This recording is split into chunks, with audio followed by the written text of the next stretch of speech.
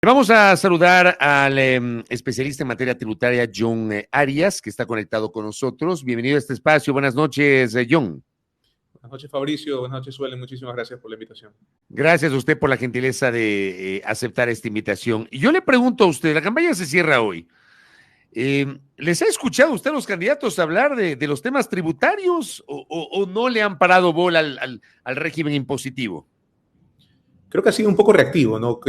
¿Dónde le han preguntado, en qué medios le han preguntado y pues uno que otro se ha referido, ¿no? Nosotros hemos hecho un análisis principalmente del plan de campaña y los comentarios que han hecho en ciertas entrevistas para poder hacer de una manera un poco resumida cuáles han sido las propuestas de cada uno de los candidatos y así poder, pues a la ciudadanía poder determinar cada uno qué es lo que propone, ¿no? ¿Y con qué se queda usted, John? Es decir, ¿qué sensaciones tiene de este abordaje muy tangencial de la parte tributaria? Bueno, principalmente creo que los candidatos se han referido específicamente a dos impuestos y al tema de control tributario, ¿no? El primero es el impuesto a la salida de divisas. Unos se han referido a que lo van a aumentar, otros se han referido a que lo van a disminuir o eliminar. Y respecto al impuesto al valor agregado, algunos no han hecho ninguna mención al respecto, asumimos nosotros que lo van a mantener. Asimismo, otros han referido que lo van a aumentar y otros que lo van a disminuir, ¿no? Lo cual llama bastante la atención en contra de lo que se maneja a nivel latinoamericano. Y por último, lo que se llama el control tributario, es decir, cómo se va a ejercer desde la función ejecutiva a través del Servicio de Rentas Internas y a través del Servicio Nacional de Aduana, pues cómo van a ejercer el control a los contribuyentes para poder seguir recaudando y para poder evitar la evasión, ya sea la evasión en el Servicio de Rentas Internas a través de los impuestos que ellos controlan o en su defecto a través de las importaciones y exportaciones que se realizan y son controladas por el Servicio Nacional de Aduana.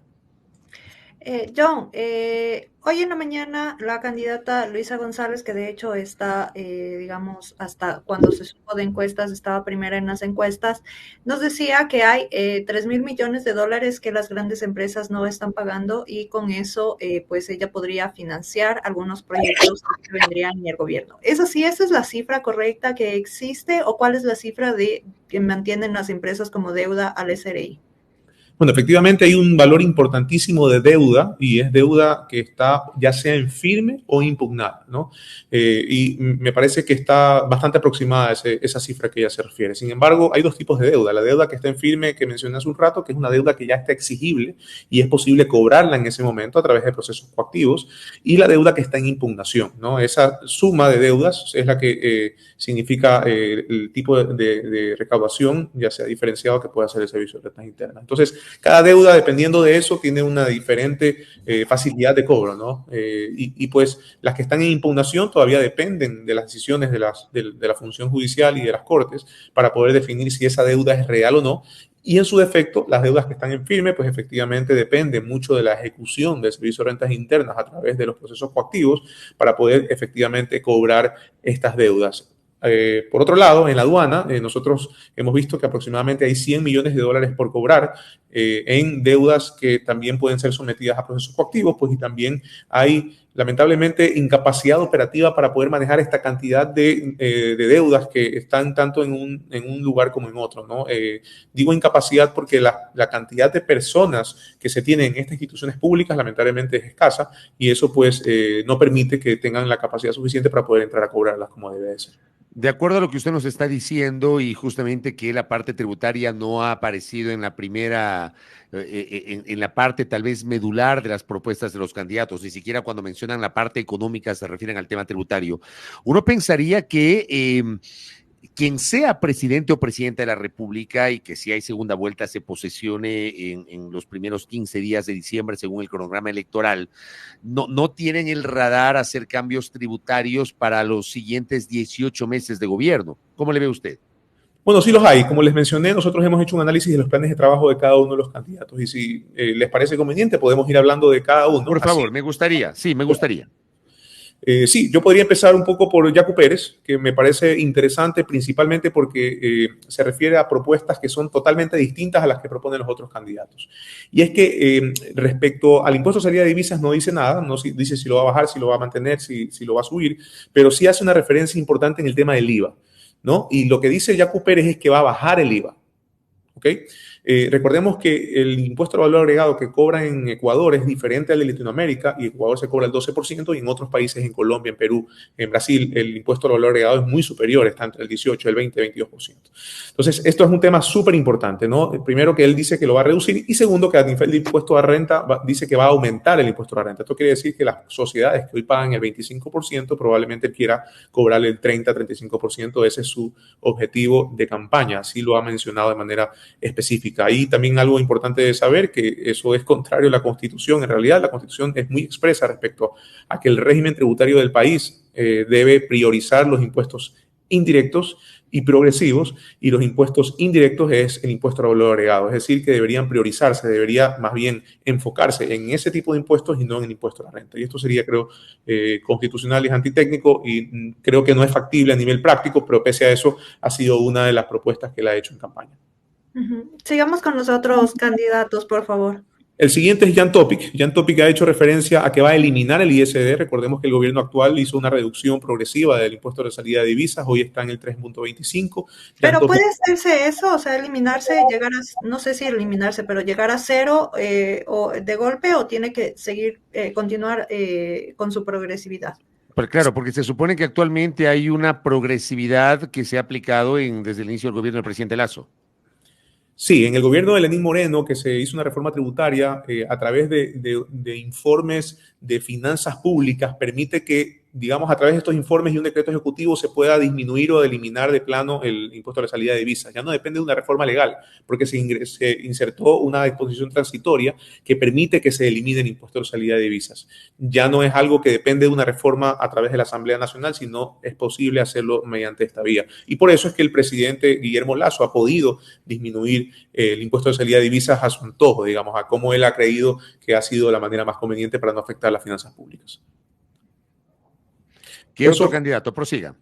Perfecto, eso respecto a Jan Topic. Respecto a Luisa González, ella ha propuesto aumentar el ISD, es decir, recordemos que en el gobierno de Rafael Correa se mantuvo hasta el 5% el impuesto a la salida de divisas. Ella propone aumentarlo, no dice hasta cuánto, pero asumimos que el porcentaje se mantendrá en el que estuvo todo el gobierno de ellos. No habla sobre el tema del IVA, sí habla específicamente sobre el tema de cómo establecer el control tributario y poder identificar las personas que han hecho incrementos injustificados de patrimonio. Esto es también súper importante. Ecuador hoy día es parte de la organización de la OCDE, donde esta organización permite hacer intercambio de información con los países en el exterior, y ya no es posible que las personas que son residentes ecuatorianos pues puedan esconder los bienes que tenían afuera, y esto permite pues al ente de control, que es el Servicio de Rentas Internas, poder cobrar impuestos o en su defecto identificar quién ha incrementado su patrimonio y no ha pagado impuestos para esto. Y es una de las menciones que ha hecho Luisa González respecto al control tributario.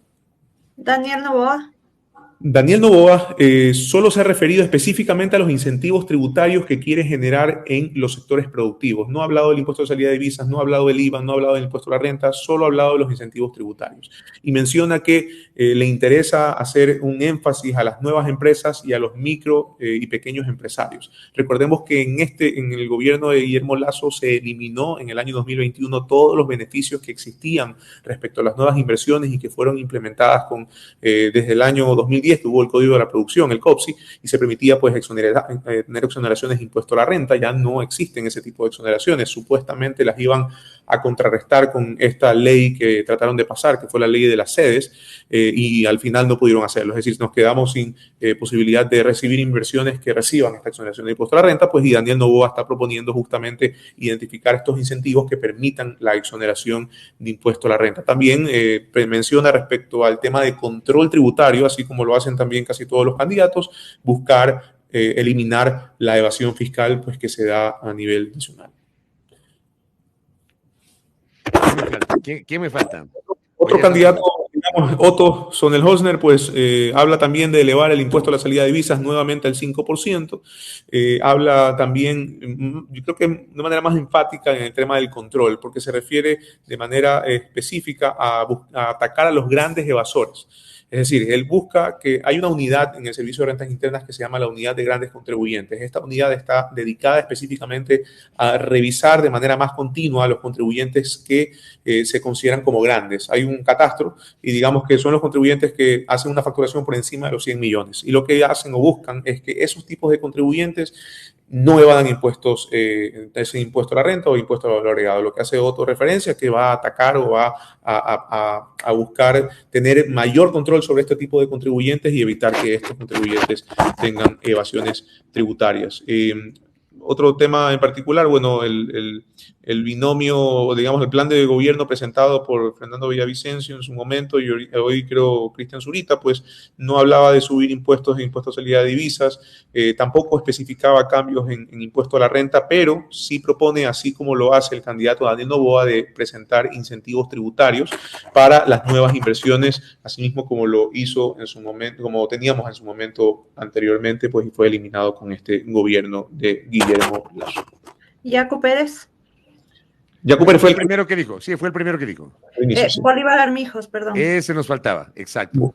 Bolívar Armijos, le cuento que no ha hecho nada de referencia al gobierno respecto a temas tributarios. Lo único que habla es que va a optimizar recursos y va a ahorrar 3.000 millones de dólares al año, pero respecto al tema fiscal, pues no ha hecho referencia absoluta en ningún tema en específico. Ahí tenemos a los 7, ¿verdad? Sí, el que falta, pues Javier Herbas, que estuvo hace un momento con nosotros en pantalla, pues, y se refiere a que el tema del impuesto a la salida de divisas lo va a eliminar progresivamente, así como lo está haciendo ahorita el gobierno de Guillermo Lasso. O sea, igual muy parecido a lo de Jan Topic. Parecido a lo de, bueno, Jan Topic dice que lo va a eliminar, es decir, lo va a eliminar de plan, ¿no? Allá, no habla de progresividad, correcto. Aquí se habla de progresividad. Javier habla de progresividad y también habla de incentivos tributarios en diferentes tipos de sectores, especialmente los turísticos, como hoteles, restaurantes, centros de convenciones y diferentes. También habla de darle prioridad al sector de agroindustria en las provincias amazónicas, Bolívar, Chimborazo, Esmeraldas y Santa Elena. Trata de reactivar la economía en ciertos sectores y específicamente, como les mencioné, el turístico y también en sectores poblacionales específicos, buscando incentivos tributarios, que al final del día los incentivos tributarios lo que hacen es disminuir la carga fiscal, que paguen menos impuesto a la renta y que tengan de alguna forma un beneficio frente al resto de competencia que sí tienen que pagar este impuesto, ¿no? Por acá nos preguntan si, porque digamos, estoy viendo que hay bastante referencia acerca del ISD. Por acá pregunta si se podría poner en riesgo la dolarización por el tema de eliminar el ISD. Nuevamente, creo que no se elimina, sino que se baja al 0%, hasta donde entiendo. Sí, definitivamente, ya ahí creo que ese tipo de respuesta podría responderla mejor un economista, ¿no?